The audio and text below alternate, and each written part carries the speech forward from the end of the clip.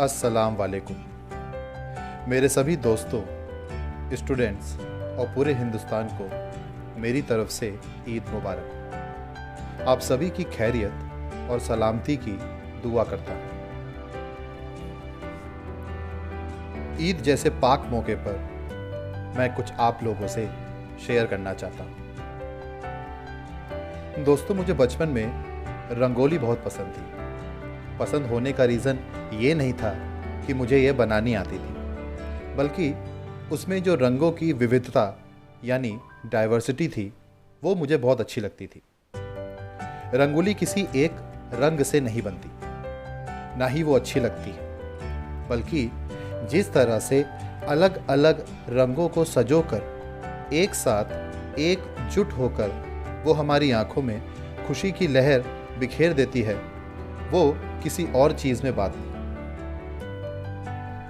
दोस्तों, हमारा हिंदुस्तान भी उसी रंगोली की तरह है, जिसमें अलग अलग मजहबों ने रंग भर करके नायाब बनाया है। हमारा हिंदुस्तान त्योहारों से भरा हुआ है, जो पूरे साल अलग अलग मजहबों के सेलिब्रेशन से जगमगाता रहता है।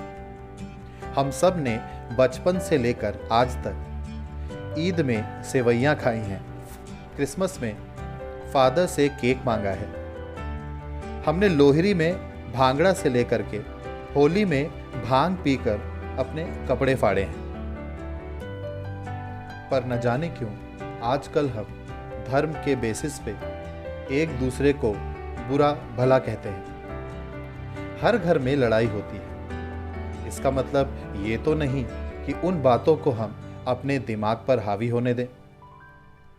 क्या अंग्रेजों का चमड़ी के रंग पर शोषण करना कम था, जो आज आज़ादी के बाद हम लोगों को धर्म के नाम पर डिस्क्रिमिनेट कर रहे हैं?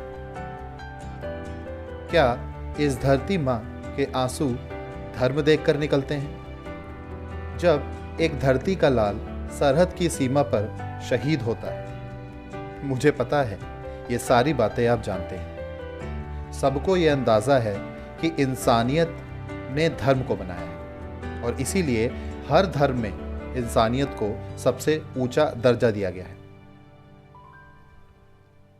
दोस्तों, हमारे पीएचडी डॉक्टरल रिसर्च में एक टर्म होता है जिसे हम हाइपोथेसिस कहते हैं। हाइपोथेसिस मतलब एक टेंटेटिव कंक्लूजन, ऐसा कंक्लूजन जिसे हम पहले ही सच मानकर स्टार्ट करते हैं और अपने पूरे रिसर्च में जी जान से स्टडी कर एंड में अपने रिसर्च को तभी विराम देते हैं जब हम सच या झूठ का पता लगा सकें। ठीक उसी तरह हमारी ज़िंदगी भी एक रिसर्च की तरह होती है, जिसमें हम अपने आप को अल्लाह, वाहेगुरु, जीसस या राम जैसी हाइपोथेसिस से अटैच करके ज़िंदगी भर उस हाइपोथेसिस को प्रूव करने के लिए एक दूसरे में हिंदू, मुस्लिम, सिख, ईसाई नाम से डिफ्रेंसिएशन बनाए रहते हैं। बट हम सबको ये बात पता है कि एंड में हम सब एक ही स्पिरिचुअल आइडेंटिटी यानी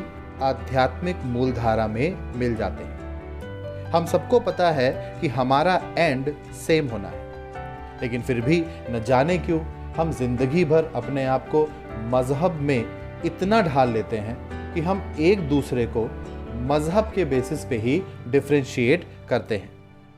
दोस्तों, मैं एक हिंदू फैमिली से आता हूँ जिसने एक क्रिश्चियन मिशनरी स्कूल से पढ़ाई करी है। दोस्तों, मैंने बंगाली कल्चर में रह करके अपना ग्रेजुएशन कंप्लीट किया है, और मैं अपनी डॉक्टोरल डिग्री के लिए एक इस्लामिक यूनिवर्सिटी में पढ़ रहा हूँ। मैं ये बात जानता हूँ, मेरी तरह करोड़ों हिंदुस्तानी ऐसे होंगे जिनका सोशल लाइफ कैरेक्टर अलग अलग मजहबों के इन्फ्लुएंस में आकर बना है, लेकिन हम सब गर्व से एक बात कह सकते हैं कि हम मल्टी रिलीजियस हैं, और हम उसी रंगोली के कलर्स की तरह हैं जो एक साथ मिल करके हमारे भारत को स्ट्रॉन्ग बनाता है। हो सकता है कि रंगोली में किसी एक कलर का यूज़ ज़्यादा हो, जिस तरीके से हो सकता है कि भारत में किसी एक रिलीजन की पॉपुलेशन ज़्यादा हो, लेकिन इसका मतलब ये नहीं है कि रंगोली में या भारत में कलर्स की इम्पोर्टेंस नहीं है। एक एक छोटा कलर भी रंगोली को खूबसूरत बनाने में जिस तरीके से पार्टिसिपेट करता है, उसी तरीके से भारत में हर रिलीजन हमारी सेकुलर आइडेंटिटी को, वासुदेव कुटुंबकम को स्ट्रेंथन करता है। तो मेरी तरफ से एक बार फिर पूरे हिंदुस्तान को ईद मुबारक। अब जाते जाते 2 लाइन तो बोल ही देता हूँ जो मुझे बहुत अच्छी लगती है। ये लाइंस मधुशाला की हैं जो हरिवंश राय बच्चन जी ने लिखी है। कुछ ऐसे कहा है उन्होंने, मुसलमान और हिंदू दो हैं, एक मगर उनका प्याला, एक मगर उनका मदिरालय, एक मगर उनकी हाला, दोनों होते एक न जब तक मंदिर मस्जिद को जाते, बैर कराते मंदिर मस्जिद, मेल कराती मधुशाला। मेरे विचारों को महत्व देने के लिए मैं आपका आभार व्यक्त करता हूँ। तो फेस्टिवल सेलिब्रेट करो और खुशियाँ बांटो।